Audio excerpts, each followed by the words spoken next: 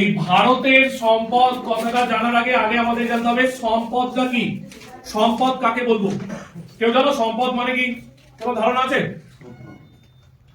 সেটাই সম্পদ, তাই তো? আমরা আলমারিতে, লকারে, তিজোরিতে সব সোনা দানা গয়নাগাটি রাখি, ওগুলো আমাদের সম্পদ, টাকা পয়সা। অ্যাকচুয়াল ব্যাপারটা এরকম নয়। সম্পদ হলো এমন একটা জিনিস যেটা হচ্ছে আমাদের কি করে, চাহিদা পূরণ করে। চাহিদা পূরণ করে মানে এই যে শীতকাল, এই শীতকালে আমাদের সম্পদ কি ছিল? সোয়েটার। বেকার পড়েছিল, এবার আসছে কি গরমকাল। তাহলে এখন যদি তোমায় ওই 5,000 টাকার দামি জ্যাকেটটা যদি তোমায় পরিয়ে বাইরে বের করি গরমকালে, কেমন লাগবে? 5,000 টাকা দামি জ্যাকেটটা পরেই তুমি নানা অনুষ্ঠানে গেছো, ঘুরেছো ফিরেছো, কুটুম বাড়ি গেছো, তাই তো? তখন আবার জ্যাকেটটা ছাড়া তোমার চলতো না। কিন্তু এখন এসে কিন্তু তোমার পাখাটা ছাড়া চলবে। কারেন্ট চলে গেলে খুব কষ্ট হবে, কারণ এই গরমের যেটা চাহিদা আমাদের কি হাওয়া, হাওয়াটা আমাদের ভালো লাগে, সেই হাওয়াটা পূরণ কিন্তু জ্যাকেট করবে না, করবে এটাকে পাখা। তাহলে আমাদের সম্পদ মানে হচ্ছে যে বস্তুটা আমাদের চাহিদা পূরণ করে সেটাই হচ্ছে সম্পদ।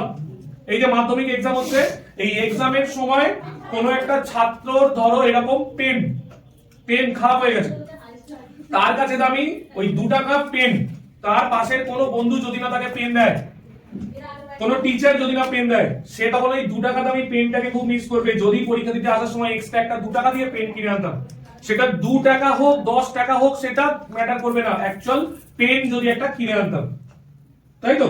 কারণ পেনের কি আছে, লেখার ক্ষমতা, তার চাহিদাটা তখন পূরণ করবে কে? ওই লেখার ক্ষমতা যার আছে পেনটা।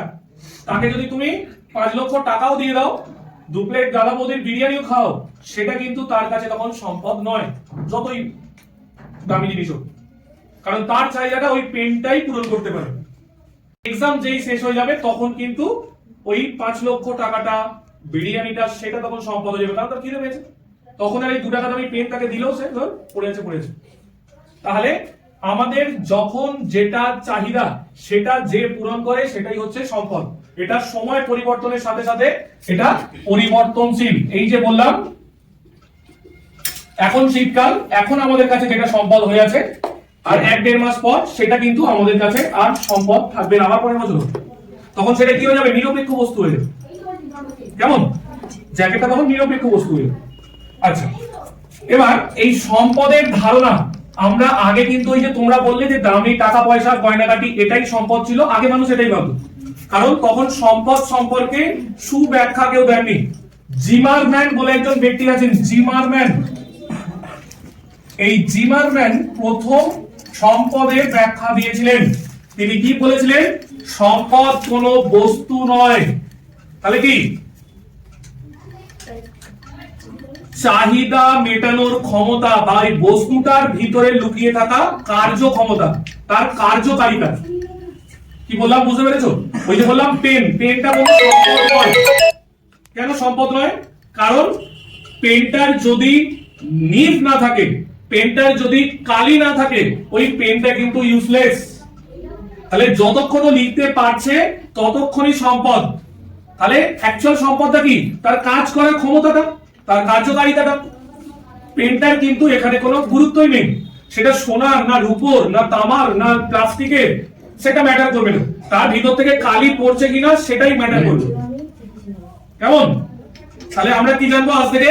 সম্পদ মানে হচ্ছে তার কাজ করার ক্ষমতা।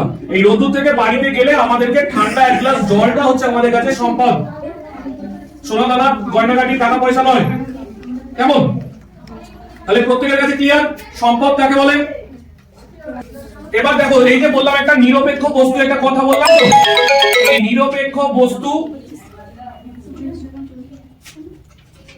আর হচ্ছে ইম্পর্টেন্ট জিনিস, সম্পদ হওয়ার আগে যে কোনো জিনিস কিন্তু কি হিসেবে ছিল? নিরপেক্ষ বস্তু হিসাবে ছিল। মানুষ আবিষ্কার করেনি, তখন পড়েছিল। আমরা হিরে কি আগেকার দিনে ছিল না? কয়লা কি আগেকার দিনে ছিল না?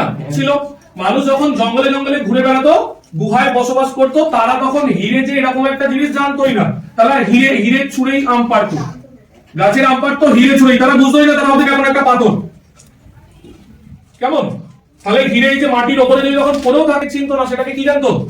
এটা নিরপেক্ষ বস্তু, এটা এখন তার কাছে সম্পদ নয়। এই যে জ্যাকেটটা আমরা পাশে রেখে দেবো, ওটা হচ্ছে আমাদের নিরপেক্ষ বস্তু। ফ্যান ফ্যান ঝুলছে, এই যে গোটা শীতকালটা কার ফ্যান বাড়িতে ঠিক চলছে কিনা, কেউ কিছু আমরা দেখেছি চালিয়ে টালিয়ে দেখেছি ধুলো পড়েছে কিনা, ঠিকঠাক চলছে কিনা, স্পিডে ঘুরছে কিনা, কারণ আমাদের দেখার প্রয়োজন পড়েনি, আছে আছে, কেউ তাকাই নি আমরা, তাই তো? তাহলে এইটা তখন আমাদের কি ছিল? নিরপেক্ষ বস্তু। তাহলে সম্পদ আমাদের চাহিদা পূরণ করার আগে সেটা কি অবস্থায় থাকে? নিরপেক্ষ বস্তু হিসেবে থাকে। মনে থাকবে, কয়লা আগে কাল হিসাবে লোকেরা ভাবতো, যখন মানুষ কাঁচা মাংস খেত। আস্তে আস্তে যখন জানলো যে না, এটা আগুন অনেকক্ষণ জ্বলে, তখন বুঝলো তার মানে এটার কাজ করার ক্ষমতা অন্য পাথরের থেকে নিশ্চয়ই বেশি। সম্পদের বাধা, এটা কি? সম্পদের বাধা মানে হচ্ছে সম্পদ পেতে তোমাদের যে আটকাবে সে হচ্ছে সম্পদের বাধা। কেমন এটা?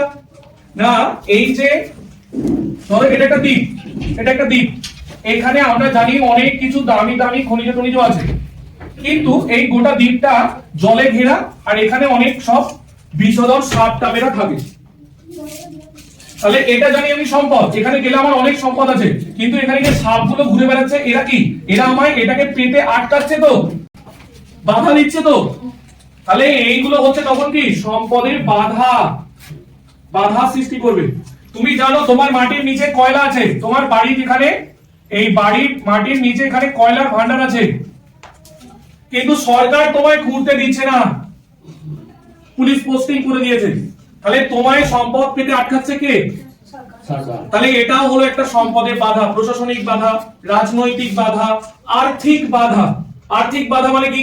তুমি জানো এই জমিটার দাম বাড়বে, এই জমিটার দাম আজ থেকে পর 10 গুণ বাড়বে, 10 গুণ, কিন্তু এইটার দাম এতটাই কম এখন, সেই টাকাটাও তোমার নেই। তার মানে তুমি জানা সত্ত্বেও তুমি কিন্তু এই 10 গুণ লাভটা তুমি করতে পারছো না। এই যে দারিদ্রতা, টাকা তোমার কাছে নেই মানে তুমি কি গরিব।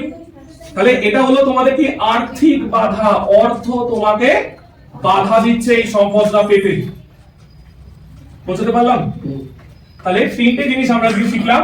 সম্পদ কি, এটার প্রথম ব্যাখ্যা কে দিয়েছিলেন? জিমারম্যান। নিরপেক্ষ বস্তু কি, আর সম্পদের বাধা কি। কেমন?